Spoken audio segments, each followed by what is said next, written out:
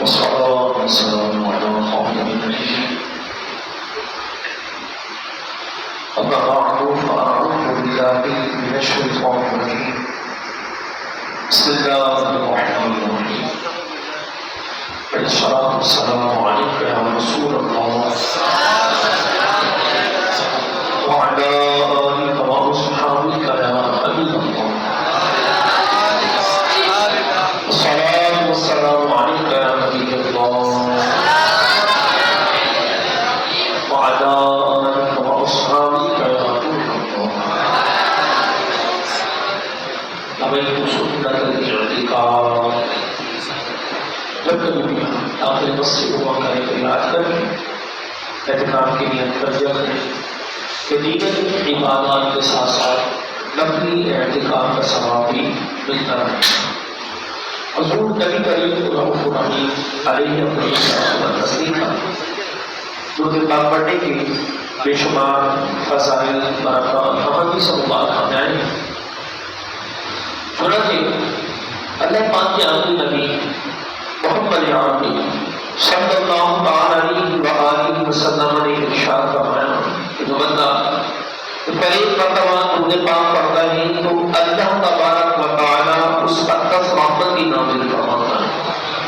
فرمایا کہ جو 10 مرتبہ درود پاک پڑھے تو اللہ تبارک و تعالی اس پر 100 رحمت نازل فرماتا ہے.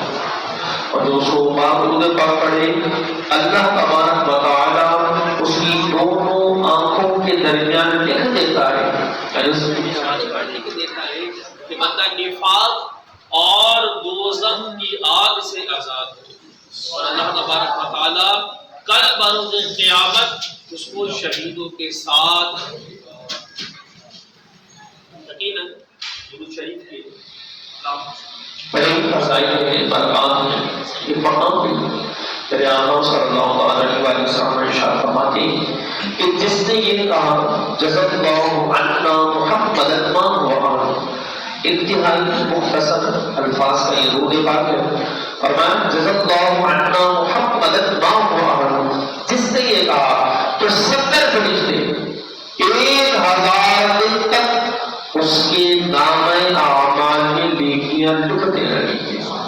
اندازہ لگائیے 1 2 3 نہیں فرمایا 70 فرشتے اور 1000 دن تک کم ہے 3 سال تک. ان فرشتوں کا کام ہی یہی ہوگا کہ اس بندے کے جس نے نبی پاک علیہ الصلوۃ والسلام پر درود پاک پڑھا ہے اس کے نامہ اعمال میں نیکیاں لکھتے ہیں. ذرا اندازہ لگائیے کتنا پیارا وظیفہ ہے یہ درود پاک پڑھنا. حضرت امام شعرانی رحمۃ اللہ علیہ آپ قدر فرماتے ہیں کہ شیخ صبوری رحمۃ اللہ علیہ نے خواب کو بیان کیا. کہتے ہیں کہ میں نے دیکھا کہ ایک شخص ہے حضور نبی کریم علیہ السلام پر درود پاک پڑھ رہا ہے. وہ الفاظ کہہ رہا ہے کہتے ہیں کہ جیسے ہی لفظ اس کے منہ سے نکلتا ہے تو اللہ تبارک و تعالیٰ اس لفظ کی برکت سے فرشتہ پیدا کر دیتا ہے. اللہ کا ذکر کرتا ہے تو اس فرشتے کے ذکر کی برکت سے ہر لفظ کے بدلے ایک اور فرشتہ پیدا ہو جاتا ہے کہ اتنے سارے فرشتے مل کر اللہ کا ذکر کر رہے ہوتے ہیں. کہا ان کے ہر لفظ کے بدلے مزید فرشتے پیدا ہوتے رہتے ہیں. کہتے ہیں کہ اگر درود پاک پڑھنے والا یہ دیکھ لے تو کیا ہے. فرمایا کہ درود پاک کی برکت سے فضا میں فرشتے بن جاتے ہیں.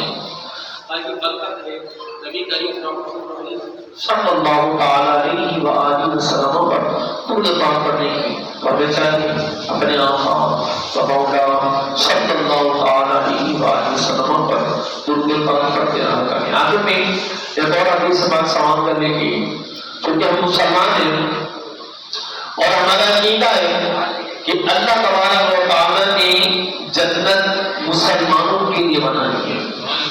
اور یہ بات صحیح ذہن نشین فرما لیجیے کہ جنت میں وہی جائے گا جو مسلمان ہوگا. کبھی بھی غیر مسلم کافر یہ جنت میں داخل ہو گئے. البتہ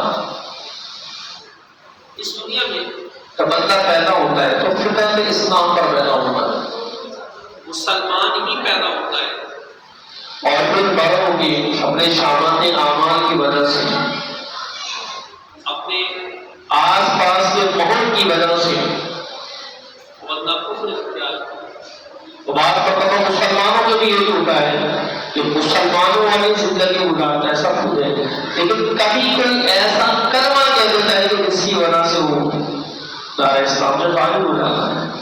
کوئی ایسا گانا گا دیا، کوئی ایسا ڈائلاگ کہہ دیا، کوئی ایسا لفظ کہہ دیا کہ جس کی وجہ سے اس کا ایمان ختم ہو گیا۔ تو اب جس شخص کا ایمان ختم ہو گیا اب اس کے لیے تو جنت ہے ہی نہیں، جنت تو ہے ہی مسلمان کے لیے۔ فرمایا نبی کریم رحیم صلی اللہ علیہ وسلم نے ارشاد فرماتے ہیں کہ جو اس گھر میں 1000 مرتبہ درود پاک پڑھے، جو کچھ پر دن میں 1000 مرتبہ درود پاک پڑھے وہ اس وقت تک نہیں مرے گا، فرمایا جب تک دنیا میں رہتے ہوئے جنت کا ٹھکانہ نہ دیکھے۔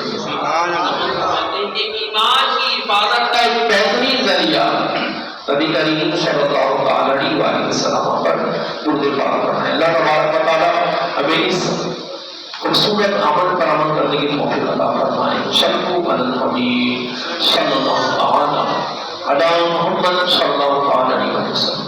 الحمدللہ آج بڑی ہی بابرکت اور پیاری محفل، اس کا نام بھی بڑا خوبصورت، استقبال ماہ رمضان۔ سبحان اللہ، یہ رمضان شریف فرمائیں کہ رمضان کا نام آتے ہی مسلمانوں کے چہرے کھل جاتے ہیں، چہرے کھلنے لگ جاتے ہیں، مسکراہٹ آ جاتی ہے۔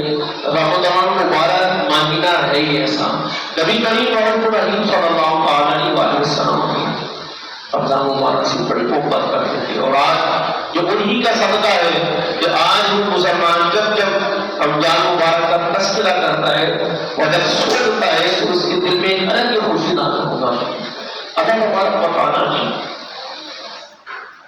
قرآن کریم فرقان حمید میں ارشاد فرمایا یا ایھا الذین آمنوا کتب علیکم الصیام کما کتب علی الذین من قبلکم لعلکم تتقون۔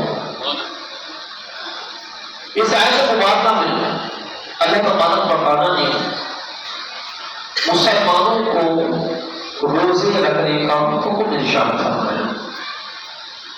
یاد رہے کہ رمضان کا روزہ یہ رکھنا فرض ہے، اور فرمایا کہ 10 شوال المکرم 2 سنِ ہجری کو یہ روزے فرض کیے گئے، لیکن قربان جائیے اللہ تبارک و تعالیٰ کی اللہ ہے کہ اللہ تبارک و تعالیٰ تو ہمارا خالق ہے، ہمارا مالک ہے، ہمیں پیدا کرنے والا ہے، ہمیں زندگی موت عطا کرنے والا ہے۔ اللہ تبارک و تعالیٰ ہمیں یہ ارشاد فرما دے کہ تم پہ روزے فرض کر دیے، تو پھر روزے فرض ہو گئے، لیکن کمال لطف کرم دیکھیے کہ اللہ تبارک و تعالیٰ نے مسلمانوں پر روزے فرض کیے، اور کتنے ہی خوبصورت انداز میں اللہ تبارک و تعالیٰ مسلمانوں سے خطاب فرما ہے۔ سب سے پہلے اللہ تبارک و تعالیٰ نے اس آیت مبارکہ میں ارشاد فرمایا یا ایھا الذین آمنوا، مسلمانوں کو کہا اے ایمان والو، یعنی اللہ تبارک و تعالیٰ نے روزے رکھنے والوں کے ایمان کی گواہی عطا فرما دی۔ روزے رکھتے ہی کوئی ایمان روزہ نہیں رکھتا، فرمایا اللہ تبارک و تعالیٰ فرماتا ہے یا ایھا الذین آمنوا، خالق کائنات ہم کے روزے پر فرما رہا ہے، اور کتنے پیارے انداز سے فرما رہا ہے یا ایھا الذین آمنوا، اے ایمان والو۔ ذرا اندازہ لگائیے کہ جب بعض مرتبہ ایسا ہوتا ہے کہ کسی کے والد بڑے سخت ہوتے ہیں، اور جس دن والد صاحب تھوڑے درد لینے میں گفتگو کر لیتے ہیں تو بچے کی چاندنی ہو جاتی ہے، خوش ہو جاتا ہے، اس کی خوشی دیکھنے کی ہوتی ہے کہ آج ابو کا بلٹ بڑا پڑتا ہو، زبردست ہے۔ خالق کائنات اپنے بندوں سے فرما رہا ہے یا ایھا الذین آمنوا، پچھلی امتوں کا تذکرہ کریں، فرمایا کہ نبی علیہ السلام کی طرف اللہ تبارک و تعالیٰ نے وحی فرمائی، فرمایا کہ ہمارے فلاں بندے کے پاس جاؤ، فلاں عبادت گزار کے پاس جاؤ، اور اس کو بتا دینا کہ تمہارا نام جو ہے وہ جہنمیوں میں لکھ دیا گیا. وہ اللہ کے نبی نام نہیں کہتے ہیں کہ اے نوجوان تم عبادت کر رہے ہیں، میری عبادت کا کوئی فائدہ نہیں. اللہ تبارک و تعالیٰ نے تمہیں جہنمی لکھ دیا ہے. یہ اللہ تبارک و تعالیٰ کا پیغام سنا کے چلے جاتے ہیں. کچھ عرصے کے بعد دیکھتے ہیں اس نوجوان کو تو پہلے سے زیادہ عبادت اور ریاضت کے اندر مشغول ہے. وہ آپ کو بڑی عزت ہوتی ہے، تعجب ہوتا ہے. کہتے ہیں کہ جب تمہیں پتہ چل گیا کہ تیرا نام جہنمیوں میں لکھ دیا گیا تو پھر بھی عبادت کر رہا ہے، وہ پہلے سے زیادہ عبادت کر رہا ہے. آخر اس کی وجہ کیا ہے؟ وہ شخص کہتا ہے کہ میں اپنے آپ کو بیکار بے حقوق سمجھتا تھا کہ میری کوئی اوقات ہی نہیں ہے اور میں اللہ تبارک و تعالیٰ کی عبادت کرتا ہوں. لیکن جب مجھے یہ پتہ چلا کہ اللہ تبارک و تعالیٰ فرماتا ہے کہ تم ہو سکی ہے تو اللہ پاک کی ایک صفت قہار غضب فرمانے والا کہا کہ اللہ تبارک و تعالیٰ جہنمیوں پر غضب فرمائے گا. اگر میں جہنمی ہوں تو اللہ تبارک و تعالیٰ کی صفت قہار کا مظہر تو میں بن جاؤں گا. تو پتہ چلا کہ میں بیکار آدمی نہیں ہوں، تو اسی وجہ سے میں اور زیادہ اللہ تبارک و تعالیٰ کی عبادت کرتا ہوں. اندازہ لگائیے کہ اللہ تبارک و تعالیٰ اس عبادت گزار کو جہنمی نشان فرما رہا ہے اور ہم جو دن رات گناہوں کے اندر ملوث ہیں فرمایا یا ایھا الذین آمنوا، اے ایمان والو. اللہ تبارک و تعالیٰ نے روزہ فرض کرنا چاہا تو بذات خود اللہ تبارک و تعالیٰ ارشاد فرما دیتا روزے فرض تو روزے فرض. لیکن اللہ تبارک و تعالیٰ کا اس انداز سے ایک ارشاد فرمانا ہے کہ اس بات کی دلیل ہے کہ اللہ تبارک و تعالیٰ نے نبی کریم رؤوف رحیم صلی اللہ تعالیٰ علیہ وآلہ وسلم کی امت ہونے کی وجہ سے اللہ تبارک و تعالیٰ نے جو خوبصورت انداز میں اس امت کو یاد رکھا ہے. کیونکہ روزہ ایک ایسی عبادت ہے جو بڑی مشقت والی ہے. انسان کے دل میں بہت ساری خواہشات ہوتی ہیں. اس کی خواہش ہوتی ہے کہ میرا نام بڑا ہو جائے، میں دولت مند ہو جاؤں، میں بڑا آدمی بن جاؤں. بہت ساری خواہشات ہوتی ہیں. فرمایا تمام خواہشات میں اور سب سے بڑی خواہش ہوتی ہے نا، فرمایا وہ دو خواہش ہوتی ہیں. ایک ہوتا ہے کہ ملنے کا کھانا، ایک ہوتا ہے پینا. اگر کسی شخص کو کھانا نہ ملے، جب وہ سوئے گا تو اس کو خواب میں کھانا نظر آئے. اگر پانی نہ دیا جائے تو سوئے گا تو اس کو سمندر نظر آتا ہوگا. فرمایا کہ تمام خواہشات میں سب سے بڑی خواہش جو ہوتی ہے فرمایا وہ کھانا اور پینا ہوتا ہے اور روزے میں ان دونوں چیزوں سے رکنا ہوتا ہے. تو انتہائی مشقت والی عبادت ہے. ایک وجہ یہ ارشاد فرماتے ہیں کہ یہ روزہ جو ہے وہ ایک ایسی عبادت ہے کہ جو بندے کے بتانے سے پتہ چلتی ہے. بندہ حج کر رہا ہوتا ہے، احرام باندھا ہے، پتہ چل رہا ہے کہ حج کر رہا ہے. نماز پڑھ رہا ہے تو نظر آ رہا ہے کہ بندہ یہ نماز ادا کر رہا ہے. لیکن روزے دار یہ روزہ ایک ایسی عبادت ہے کہ جب تک بندہ خود نہ بتا دے کہ میرا روزہ ہے تو کسی کو پتہ نہیں چلتا. ہمارا بڑی مشقت والی عبادت ہے. تو اللہ تبارک و تعالیٰ نے جب اس عبادت کا تذکرہ کیا فرمایا یا ایھا الذین آمنوا. آگے فرمایا کتب علیکم الصیام کما کتب علی الذین من قبلکم لعلکم تتقون. فرمایا تم پر روزے فرض کر دیے گئے جیسے کہ تم نے پچھلی امتوں پر فرض کیے تھے. یعنی مقصود یہ تھا کہ اس امت پہ روزے فرض ہو.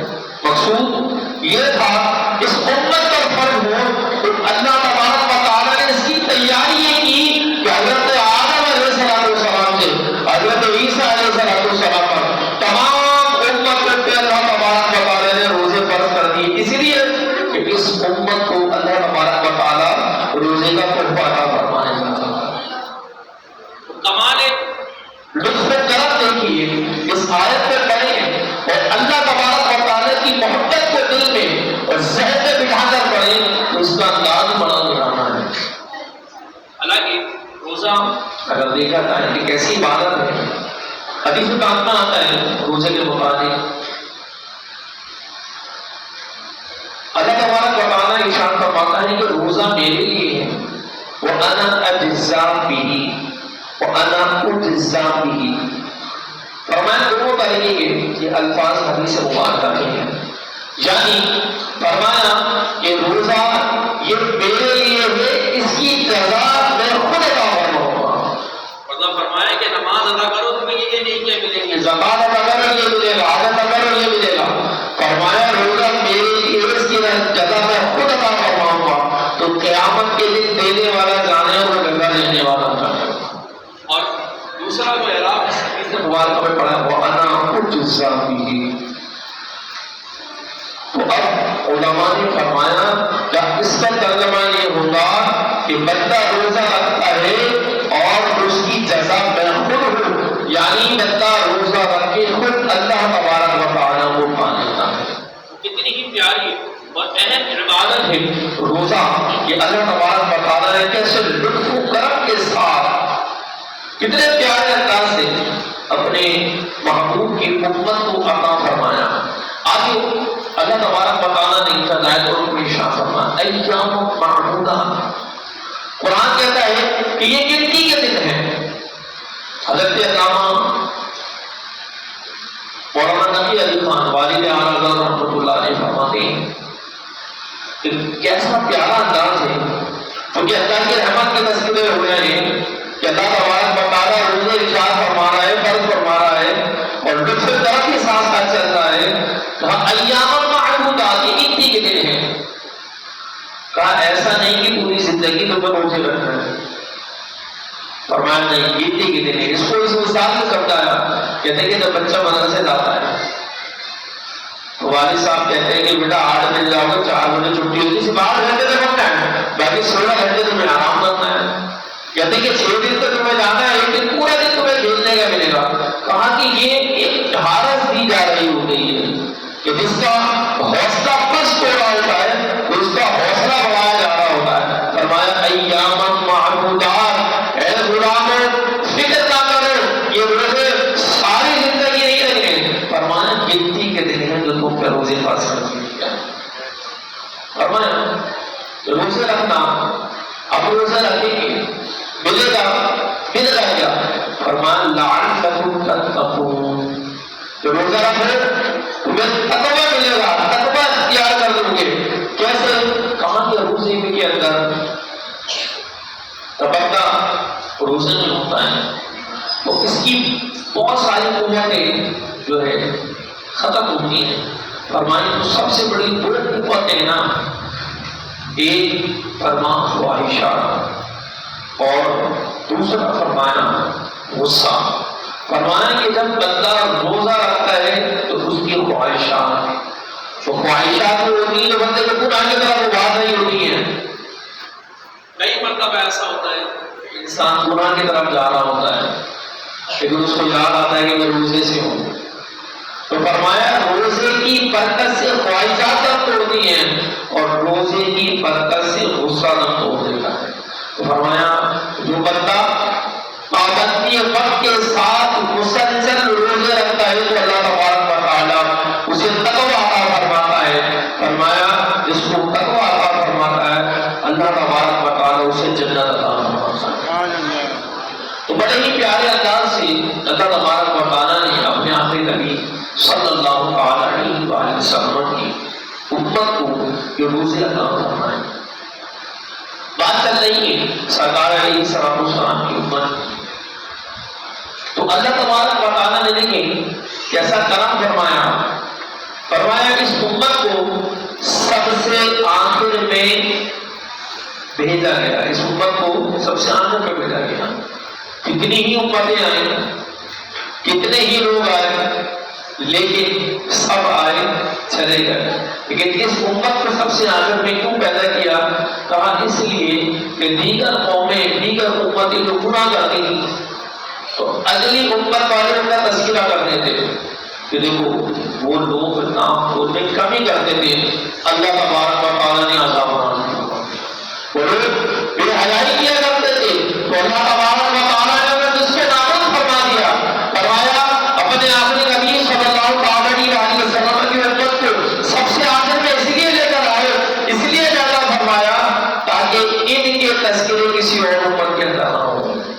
یہ لطف و کرم اللہ تبارک و تعالیٰ نے ہمیں عطا فرمایا ہے۔ ایک وجہ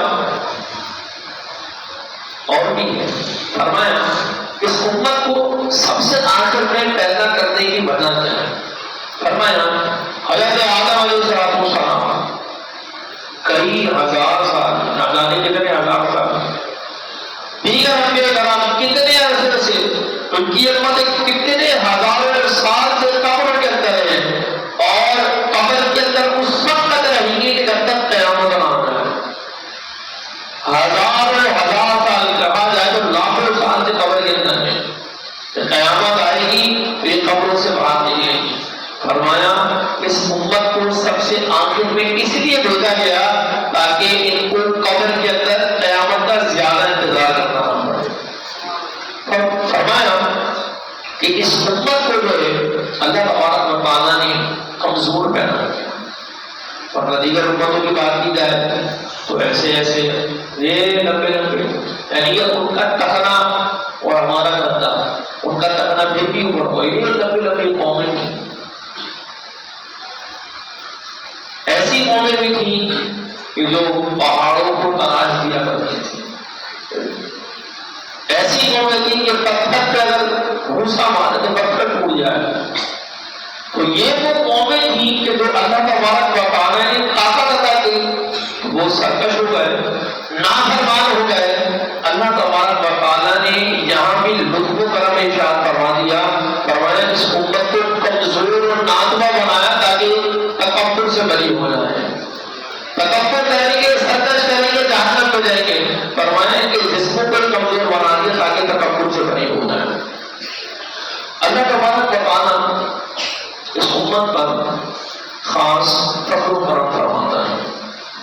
اللہ تبارک و تعالیٰ نے حضرت مولانا کائنات علی کی مصطفیٰ شیر خدا کرم اللہ تعالیٰ کریم فرماتے ہیں کہ اگر اللہ تبارک و تعالیٰ کو اس امت پر عذاب کردہ مقصود ہوتا، اگر اللہ تبارک و تعالیٰ کو اس امت پر عذاب کردہ مقصود ہوتا تو کبھی بھی اللہ تبارک و تعالیٰ کو ماہ رمضان نہیں عطا فرماتا۔ تو فرمایا یہ اللہ تبارک و تعالیٰ کی رحمت میں سے ایک رحمت یہ ہے کہ اللہ تبارک و تعالیٰ نے ہمیں ماہ رمضان عطا فرمایا۔ تو ماہ رمضان یہ تقویٰ اور پرہیزگاری حاصل کرنے کا ذریعہ ہے۔ ماہ رمضان اللہ تبارک و تعالیٰ کو راضی کرنے کا مہینہ ہے۔ ماہ رمضان یہ وہ مہینہ ہے کہ جس میں نیکیوں کا اجر و ثواب بڑھا دیا جاتا ہے۔ فرمایا ایک نیکی 70 نیکی، فرمایا 700 گنا تک اس کا ثواب ملتا ہے۔ فرمایا کہ یہ وہ مہینہ ہے کہ جس میں شیاطین کو قید کر دیا جاتا ہے۔ یہ وہ مہینہ ہے جو اللہ تبارک و تعالیٰ کو راضی کرنے کا مہینہ ہے۔ یہ وہ مہینہ ہے کہ جس کے اندر قرآن نازل ہوا اور اللہ تبارک و تعالیٰ نے جو قرآن جیسی عظیم و شان نعمت عطا فرمائی۔ قرآن یہ وہ قرآن کہ جس میں اللہ تبارک و تعالیٰ نے ہر کچھ کو تک ذکر فرما دیا کہ دنیا پیدا ہونے سے قیامت تک، بلکہ قیامت کے جانے کے بعد، قیامت ختم ہونے کے بعد جنتی جنت میں چلے جائیں گے، دوزخی دوزخ میں چلے جائیں گے۔ فرمایا ہر چیز کا بیان اس قرآن کے اندر موجود ہے۔ تو قرآن اللہ تبارک و تعالیٰ نے ہمیں رمضان مبارک کا فرمایا ہے۔ تو یاد رہے رمضان وہ مہینہ نہیں ہے جو کھیل کود میں گزار دیا جائے۔ رمضان یہ وہ مہینہ نہیں ہے کہ جس کو کھیل کود میں گزار کر ختم کر دیا جائے۔ رمضان ایسا نائٹ میچ کھیلنے کے لیے نہیں آیا، فجر کے بعد کرکٹ لگانے کے لیے نہیں آیا۔ رمضان مبارک یہ ہے اس لیے لعلکم تتقون، تاکہ تمہیں تقویٰ حاصل ہو۔ ہمارے بزرگان دین رحمہ اللہ ہوگی ہمیں کہاں سے نصیحتیں ارشاد فرماتے ہیں کہ بندہ کسی بھی طریقے سے، کسی ذریعے سے اپنے آپ کو یہ جان لے کہ کیوں پیدا کیا گیا ہے۔ ہم سمجھتے ہیں کہ زندگی کھیلنے کودنے کا، بڑے ہونے کا، کام درج کرنے کا، دن دولت کمانے کا مقصد، حالانکہ اللہ تبارک و تعالیٰ ارشاد فرماتا ہے وَمَا خَلَقْتُ الْجِنَّ وَالْإِنسَ إِلَّا لِيَعْبُدُونِ۔ کہ ہم نے انسانوں کو اور جنات کو اپنی عبادت کے لیے پیدا کیا ہے۔ تو یہاں پر خالق کائنات نے اس امت کو، امت مسلمہ کو پیدا کرنے کا اور بشر انسانی اور جنات کو پیدا کرنے کا مقصد فرمایا ہے۔ فرمایا ان کا جو حقیقی مقصد ہے وہ یہ ہے کہ مجھے اللہ تبارک و تعالیٰ کی عبادت کریں، اور ہم حقیقت میں اپنے اس مقصد کو بھولے ہوئے ہیں۔ ہم اگر اپنے روزمرہ کا جائزہ لیں تو ہمیں یہ بات سامنے آئے گی کہ ہم جو زندگی جی رہے ہیں ایسا لگتا ہے کہ میرے سے ماننا ہی نہیں، نمازیں قضا ہو رہی ہیں، جھوٹ بولا جا رہا ہے، رشوت دی جا رہی ہے، ملاوٹ کی جا رہی ہے، دھوکہ دیا جا رہا ہے۔ یعنی ایک ایسا وقت آ چکا ہے امت مسلمہ پہ کہ بس گناہ کرنے کا موقع ملتا اور کر ڈالتے ہیں۔ مثال کے طور پہ ہمیں کہیں موبائل پڑا ہوا مل جاتا ہے، اب دیکھ کے کچھ ہوگا، دیکھا کسی نے نہیں دیکھا، اٹھایا صرف نگاڑی اور استعمال کر کچھ ہوگا، کسی کی رقم مل گئی، کسی کا بٹوا مل گیا، اس کو اٹھایا استعمال کرنا شروع کر دیا۔ یعنی کہ بس ایک موقع ملنا چاہیے گناہ کرنے کا تو ہم فوراً سے گناہ کرتے ہیں۔ لیکن یاد رکھیے کہ یہ دنیا عارضی ہے، یہ دنیا فانی ہے، اس دنیا کے بعد بھی کوئی دنیا ہے۔ آج ہم سے کوئی حساب نہیں دے رہا، لیکن کل قیامت میں کوئی حساب دینے والا ہے۔ حضرت حاتم اصم رحمۃ اللہ علیہ آپ کے بارے میں آتا ہے کہ آپ بہت بڑے اللہ کے ولی ہیں، بڑا چرچا تھا، نام تھا آپ کا، اور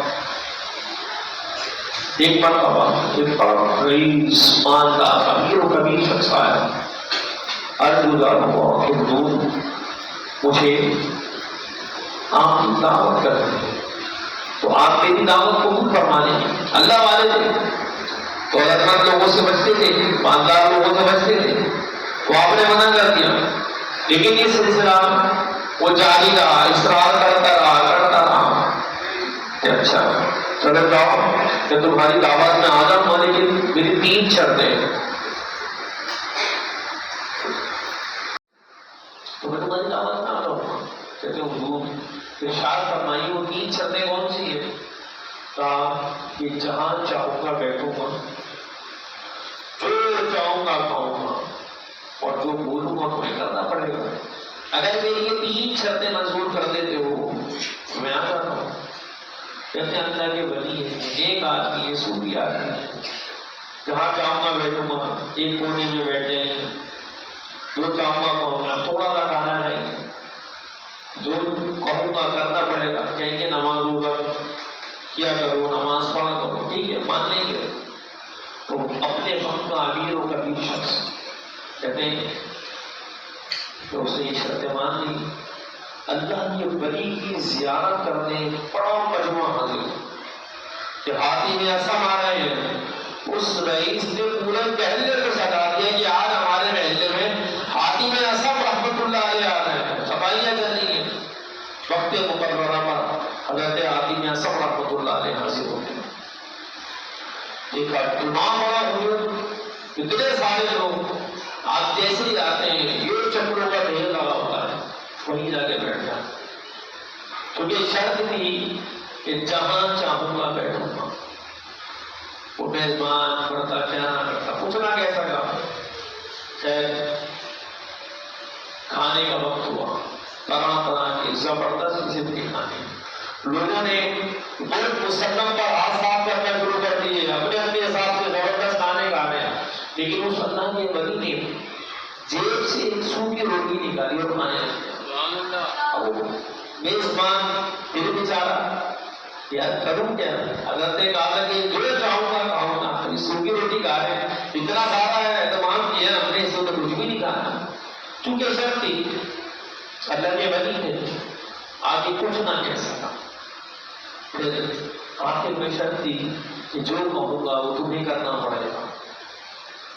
اب حکم کیا جاتا ہے ایک عقیقی لاؤ، چولہا لاؤ، چولہا لایا گیا، اس پر توا رکھا گیا، اس پر آگ جلائی گئی، حتیٰ کہ وہ جل کے سرخ انگارہ ہو گیا، لال ہو گیا بالکل۔ حضرت عالم اعظم رحمۃ اللہ علیہ اتنا بڑا مجمع آتے ہیں، اس جلتے ہوئے توے پر کھڑے ہو جاتے ہیں اور یہ اعلان کرتے ہیں کہ آج میں نے رات کے کھانے میں سوکھی روٹی کھائی ہے، آج میں نے رات کے کھانے میں سوکھی روٹی کھائی ہے۔ یہ کہنے کے بعد ہم اتر جاتے اور پھر میزبان سے، حاضری سے کہتے ہیں کیا اب آپ حضرات باری باری آئے، اس جلتے ہوئے توے پر کھڑے ہو کر بتائیں آج آپ نے کیا کھایا۔ اب لوگوں کی چیزیں نکلنے کہ حضور یہ کیا، آپ تو اللہ والے، آپ تو نیک ہیں، آپ تو اللہ کے ولی، یہ تو آپ کی کرامت ہے، تو آپ جلتے توے پر کھڑے ہو گئے، اب تو دنیا کا گناہ کا ہم کہاں اس توے پر کھڑے ہو سکتے ہیں، یہ تو آپ کی کرامت تھی، تو آپ اس جلتے توے پر کھڑے ہو گئے۔ حضرت عاطف اعظم رحمۃ اللہ علیہ فرماتے ہیں اچھا یہ میری کرامت ہے کہ میں جلتے ہوئے توے پر کھڑا ہو گیا۔ عام جو الفاظ کہتے ہیں، جو بیان کرتے ہیں، وہ ہماری زندگی ہے۔ کہتے ہیں یاد کرو وہ وقت کہ جب قیامت کا دن ہوگا، سورج سامنے پر ہوگا، آگ برسا رہا ہوگا، آج ہزاروں کروڑوں اربوں میل ہم سے دور ہے اور سورج کا پچھلا رخ ہماری طرف ہے، اصل رخ سے ہے ہی نہیں، تھوڑا سا قریب آتا تو جون جولائی آ جاتی ہے ہمارے یہاں، تو ذرا اندازہ لگائیے، فرمائیں کہ سوا نیزے پر ہوگا، سوا میل پر سورج ہوگا، آگ برسا رہا ہوگا، سورج کا اگلا رخ ہماری طرف ہوگا، اور یہی نہیں زمین تعمیر کی ہوگی، پاؤں جل رہے ہوں گے، پسینے نکل رہے ہوں گے۔ ابھی سے بات میں آتا ہے کہ جب قیامت قائم ہوگی تو پسینے نکلیں گے، حتیٰ کہ 70 گز زمین کے اندر پسینہ گز ہو رہا ہے، اور پھر حسب گناہوں پسینہ اٹھتا رہے گا، کسی کے ٹخنوں تک تو کسی کے گھٹنوں تک تو کسی کے راموں تک، کسی کے سینے تک، اور تو کوئی بد نصیب اپنے ہی پسینے میں ڈب کیا کھا رہا ہوگا۔ ایسا حجر و عالم، فرمایا نہ نیند آئے گی، نہ موت آئے گی، پیاس سے گلے سوکھ رہے ہوں گے، بھوک سے جگر سکڑ رہے ہوں گے، ایسا حجر و عالم ہوگا۔ اور وہ ایسا نہیں کہ ایک گھنٹے کی کیفیت ہوگی تو جو سورج گہن ہو جاتا ہے، فرمایا ایک دن دو دن ہی 50,000 والا دن ہوگا۔ فرمایا یاد کرو وہ دن جب سورج سوا نیزے پر ہوگا، آگ برسا رہا ہوگا، زمین تعمیر کی ہوگی، تم سے ایک وقت نہیں، دو وقت نہیں، پوری زندگی تمہیں بتانا ہوگا، حساب لینا ہوگا اپنی زندگی کہاں گزاری۔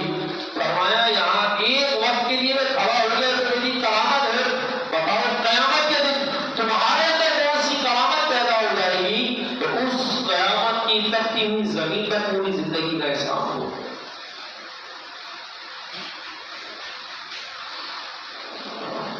تو پیارے سامنے بھائی غور کرنا ہے، سوچنا ہے۔ اللہ فرماتا ہے افا حسبتم انما خلقناکم عبثا وانکم الینا لا ترجعون، کیا تم یہ سمجھتے ہو، یہ گمان کرتے ہو اپنے تمہیں بیکار پیدا کیا ہے، کیا تمہیں ہماری طرف کرنا نہیں ہے۔ وما خلقت الجن والانس الا لیعبدون، اپنے جنات کو، انسانوں کو اپنی عبادت کے لیے پیدا کیا ہے۔ جب اللہ تبارک و تعالیٰ نے ہمیں اپنی عبادت کے لیے پیدا کیا تو کس کاموں میں لگے ہوئے ہیں؟ آج صبح ہو رہی ہے، شام ہو رہی ہے، بچے پڑھنے جا رہے ہیں، سب کچھ ہو رہا ہے، لیکن مسجد خالی کی خالی ہے، بندہ نماز پڑھنے نہیں آتا۔ اگر ہم اپنے محلے کا جائزہ لیں نا، ہر گھر سے صرف ایک بندہ بھی آتا ہے تو ہمارے محلے کی جتنی مسجد ہے سب مسجدیں کم پڑ رہی ہیں۔ اگر ہم اپنے محلے کا جائزہ لیں کہ یہ بڑی بڑی بلڈنگ ہے، ایک بلڈنگ کے اندر 10 گھر ہیں تو ہر گھر سے ایک بندہ آ گیا، 10 نمازی ہو گئے۔ ایک گلی کے اندر 100 گھر ہے، 100 نمازی ہو گئے۔ ذرا اندازہ لگائیے کہ ہماری کیفیت کیا ہے کہ ہر گھر سے ایک نمازی بھی نہیں آتا۔ اگر ایک نمازی آ جائے تو ہمارے محلے کی مسجد کم پڑ رہا ہے۔ اللہ فرما رہا ہے حسبتم انما خلقناکم عبثا، کہ آپ نے تمہیں بیکار پیدا کیا ہے،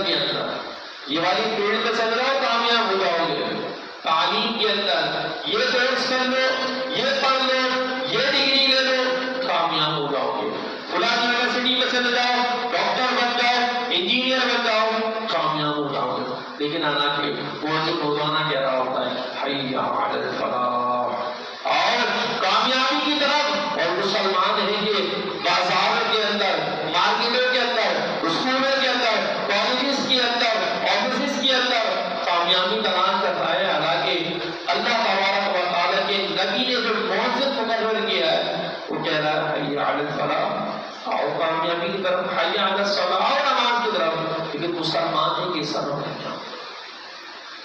یاد رکھ ہر آن آخر موت ہے، من انجام آخر موت ہے، جیتے جاتے ہیں ہزاروں آدمی، ہر عاقل و نادان آخر موت ہے، بارہا علمی تمہیں سمجھا چکے، مان یا مت مان آخر موت ہے۔ یقین اللہ کا بات بتانا نہیں، ہمیں قرآن عطا کیا جس کے اندر ہر کچھ ہوتا کا ذکر ہے۔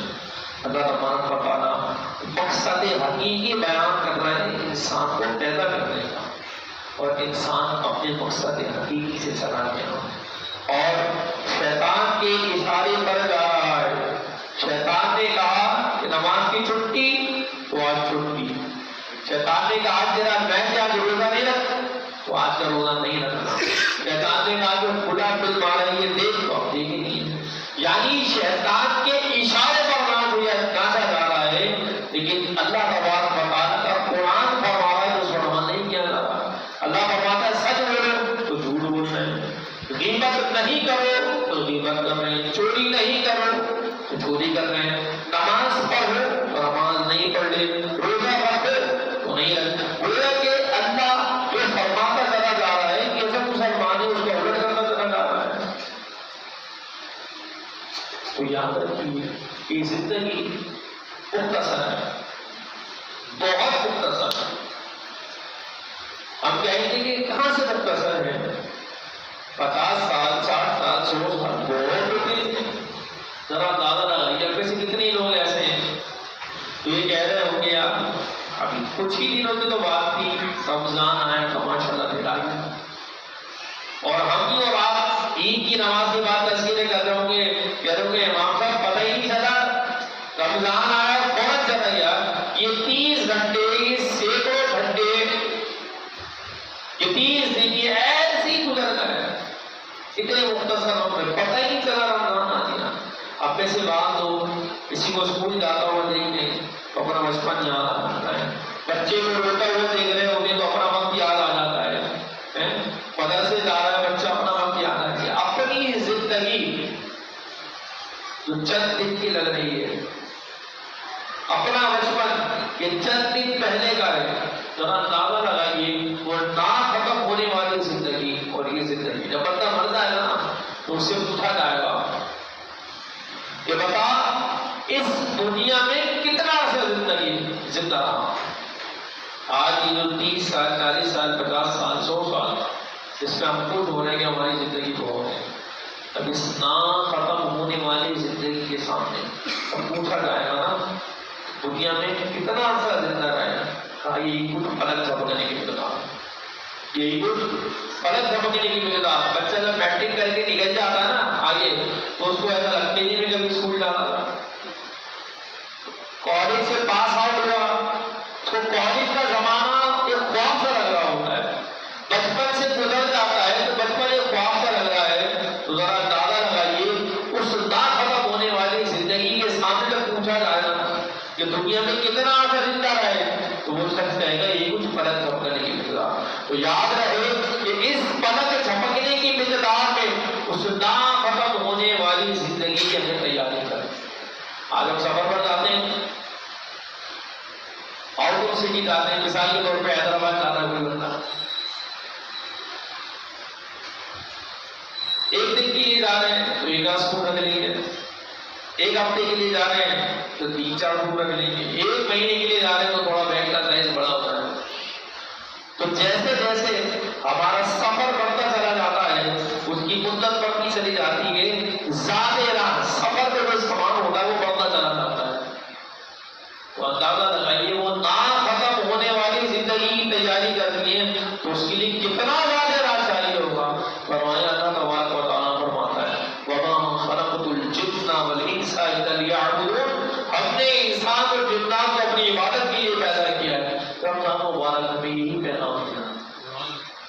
رمضان ہمیں یہی عبادت اور یہی ریاضت، یہی تلاوت، یہی خشوع، یہی خوف، اس چیز کی دعوت دے رہا ہے۔ رمضان آتا ہے، چہرے کھل جاتے ہیں، تو فرمائی پریکٹس کے دن ہوتے ہیں، لعلکم تتقون، اگر صحیح معنوں پر اس پر عمل کر لیا تو تمہیں تقوی مل جائے گا، اور جس کو اللہ تبارک و تعالیٰ تقوی کی دولت عطا فرماتا ہے، فرمایا اللہ تبارک و تعالیٰ اسے جنت عطا فرماتا ہے۔ وہ جنت کیا ہے؟ فرمایا جنت تو ایسی جنت ہے نہ کسی آنکھ نے دیکھی، نہ کسی کان نے سنی، نہ کسی کے دل و دماغ میں اس کو خیال گزرے کرے، ایسی ہوگی جنت۔ جنت میں کئی نعمتیں، بہت نعمتیں، ساری نعمتیں ایک طرف، سب سے بڑی نعمت اللہ تبارک و تعالیٰ جنتیوں کو عطا فرمائے گا۔ فرمایا تمام نعمتوں پہ سب سے بڑی نعمت اللہ تبارک و تعالیٰ جنتیوں کو عطا فرمائے گا، وہ یہ ہے کہ اللہ تبارک و تعالیٰ جنتیوں کو اپنا دیدار عطا فرمائے گا۔ آج ہم میں سے کوئی کسی کو دیکھ لیتا ہے، ہمارے ذہن میں انتقال ہو جائے، خواب میں دیکھ لے تو خوش ہو جاتے ہیں، کسی اللہ کے ولی سے محبت کرتے ہیں ان کو خواب میں دیکھ لیتے ہیں خوش ہو جاتے ہیں، حضور ویسے آدم کو خواب میں دیکھ لیا خوش ہو گئے، حضور جہاں آدم صلی اللہ علیہ وآلہ وسلم کی جب زیارت کر لیتے تو خوش ہو جاتے ہیں، جگہ تعالیٰ نے لگی اس جنتی کا جس کو اللہ تبارک و تعالیٰ جنت میں اپنا دیدار عطا فرمایا ہے۔ علماء فرماتے ہیں وہ کیفیت کیا ہوگی؟ جیسے میں کرسی پہ بیٹھا ہوں، فرمایا اس طرح کرسیوں پہ لوگ بیٹھے ہوں گے، اور جب پہلی مرتبہ اللہ تبارک و تعالیٰ کا دیدار کریں گے تو جب اللہ تبارک و تعالیٰ کو دیکھیں گے تو فرمایا 300 سال تک، ایک سال 2 سال نہیں، فرمایا 300 سال تک تو اپنی پلک نہیں جھپکیں۔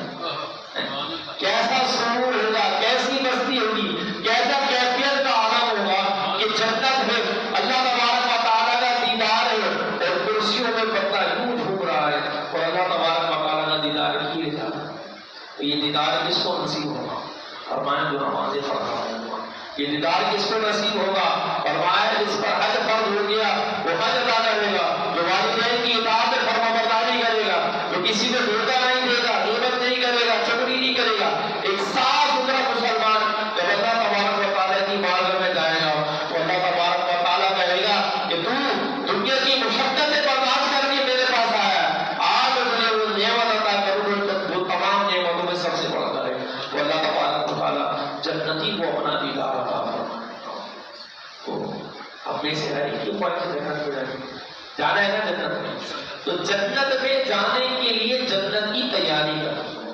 اور جنت کی تیاری کیا ہے؟ جنت کی تیاری ہے سب سے آسان طریقہ، حضور نبی کریم رؤوف الرحیم صلی اللہ علیہ وآلہ وسلم کی اطاعت و تابعداری۔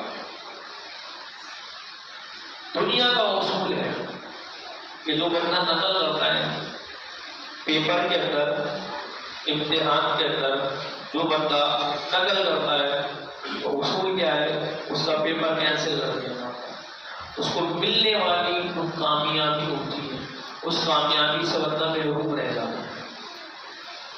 لیکن قربان جائیے اللہ تبارک و تعالیٰ کے لقد کان لکم فی رسول اللہ اسوۃ حسنہ، اللہ تبارک و تعالیٰ نے ایک ایسی دولت عطا فرما دی ہے، ایک ایسی نعمت عطا فرما دی ہے، ایک ایسی ہستی عطا فرما دی ہے جسے ہم محمد رسول اللہ صلی اللہ علیہ وآلہ وسلم کہتے ہیں۔ فرمایا جو شخص ان کی جتنی اچھی تقداری کرے گا، ان کی ادا کو اپنائے گا، فرمایا جنت کو اتنے دروازوں کے پڑھتے چلے جائیں گے۔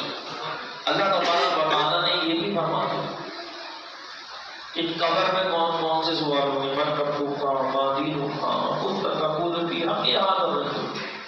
اللہ نے یہ بھی فرما دیا کہ قیامت کے اندر بندے سے کن کن چیزوں کے بارے میں پوچھا جائے گا، ہر چیز کے بارے میں تو بتا دیا۔ قرآن ہمارے پاس ہے، نبی کریم علیہ السلام کی ذات اقدس ہمارے پاس ہے، ہر چیز اللہ تبارک و تعالیٰ نے ہمیں عطا فرما دی ہے۔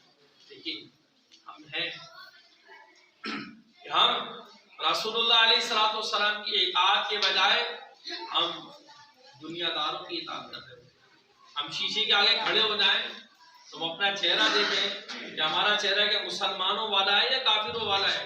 ہم اپنا لباس دیکھیں کہ ہمارا لباس مسلمانوں والا ہے یا کافروں والا ہے. تو حالانکہ اللہ تبارک و تعالیٰ نے ہمیں مسلمان پیدا کیا، مسلمان زندہ رکھا، مسلمانوں والی زندگی عطا فرمائی، اور وہ ذات بھی عطا فرماتی ہے کہ جس کی جتنی اچھی نقل اتارو گے، ادا بناؤ گے، اللہ تبارک و تعالیٰ اتنے ہی مقام اس کو عطا فرماتا ہے. ہم جو ہے شیطانوں کے اشارے پر سکتے، شیطان کے اشارے پہ. آخر میں آپ کو ایک واقعہ بتاؤں شیطان کے متعلق. مولانا اکمل صاحب نے تحریر فرمایا، بڑا زبردست واقعہ ہے. کہتے ہیں کہ ایک مرتبہ شیطان کو دیکھا کسی نے کہ وہ اپنی انگلی سنبھالے کہیں جا رہا تھا، انگلی ہاتھ میں دیا ہوا، یوں ہاتھ سے پکڑا ہوا جا رہا. تو کسی نے اس کو دیکھا اور سمجھ گئے کہ یہ شیطان ہے. تو پوچھا کہ شیطان کی انگلی ہاتھ میں لیے لیے کہاں جا رہا؟ تو شیطان کہتا ہے یہ انگلی بڑی کام کی ہے، یہ انگلی بڑی کام کی ہے. بولا اس کا کمال دیکھنا چاہتے ہو؟ ہاں دکھاؤ.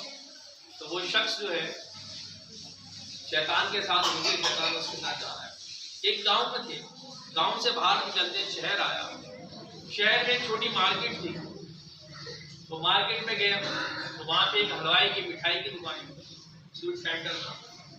وہاں گئے مٹھائی کی دکان پہ، دیکھا کہ حلوائی جو ہے شیرہ بنا رہا ہے. کیا بنا رہا ہے؟ شیرہ بنا رہا ہے.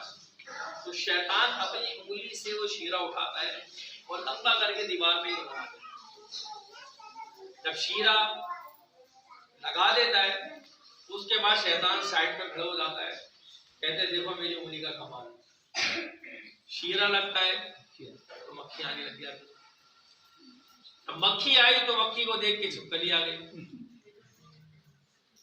اب چھپکلی آئی تو چھپکلی کو دیکھ کے بلی آ گئی. بلی تھی اس کے پالتو، بڑی ارمانوں سے اور بڑے احتیاط سے اس کو اس حلوائی نے اس کو پالا تھا. تو بلی آئی، بلی اس چھپکلی کا تعاقب کر رہی ہے. اتنے میں باہر سے دو سپاہی گزر رہے تھے فوج کے، ان کے ہاتھ میں کتا تھا. کتے نے دیکھا بلی کو تو کتے نے اٹیک کر دیا بلی پر. بلی گھبرائی بھاگی، چونکہ حلوائی شیرہ بنا رہا تھا. وہ جب بھاگی تو کودی غلطی سے شیرے کے اندر، کھولتا ہوا شیرہ، اور بلی اسی وقت مر گئی. حلوائی کو بڑا غصہ آیا کہ میری پالتو بلی اس کتے نے مار دی، لہٰذا میں اس کتے کو نہیں چھوڑوں گا. اس حلوائی نے اس کتے کو مار دیا. تھا کتا فوج کا. سپاہی غصے میں آ رہا ہے کہ ہمارے ٹریننگ تعلیم یافتہ کتے کو مار دیا گیا. تو لہٰذا غصے میں وہ جو سپاہی ہوتے ہیں نے حلوائی کو مار دیا.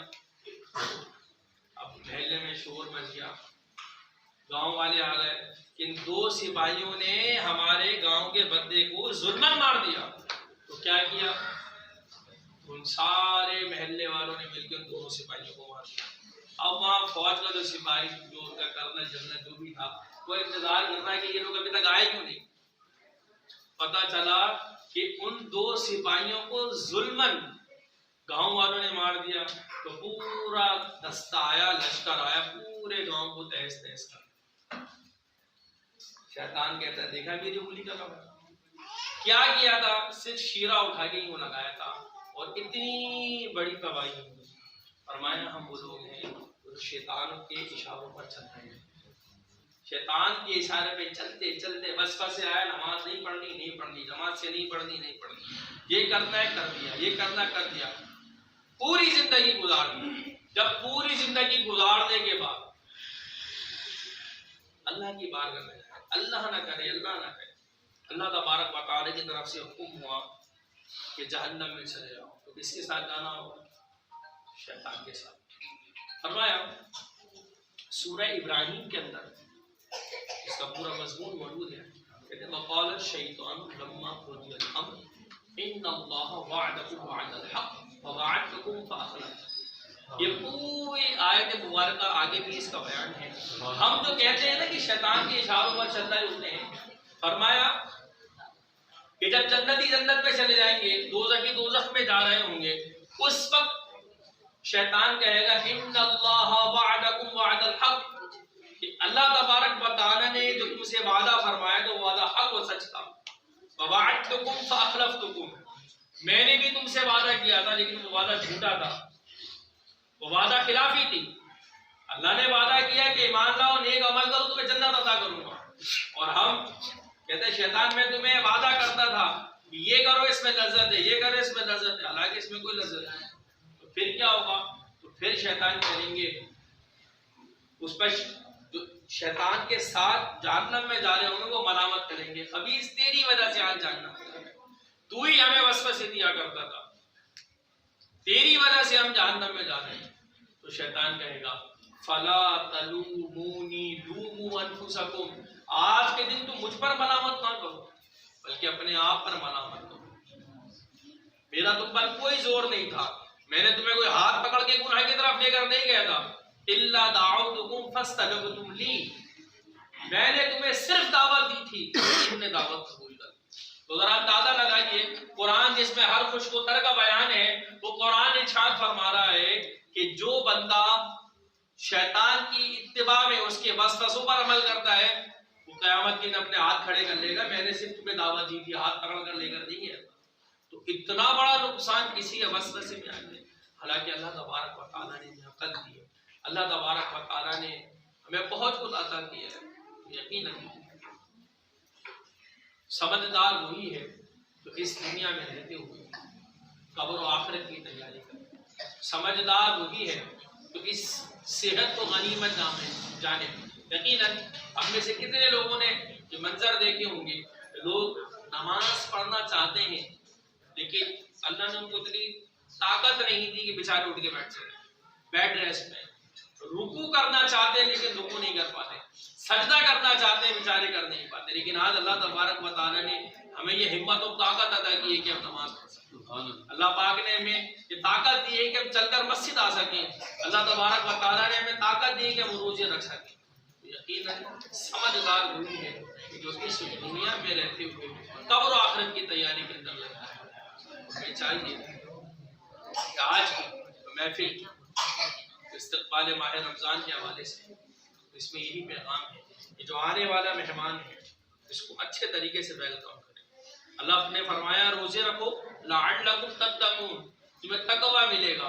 تو روزے کے جو بھی لوازمات ہیں ان کو پورا کرتے ہوئے ہم روزے کو گزاریں گے تو اللہ تبارک و تعالیٰ ہمیں تقوی عطا فرمائے گا، تقوی ملے گا تو اللہ تبارک و تعالیٰ ہمیں جنت عطا فرمائے گا۔ اللہ تبارک و تعالیٰ مجھے اور آپ کو عمل کی توفیق عطا فرمائے۔ آمین بجاہ النبی کریم صلی اللہ علیہ وسلم۔ صلوا علی النبی۔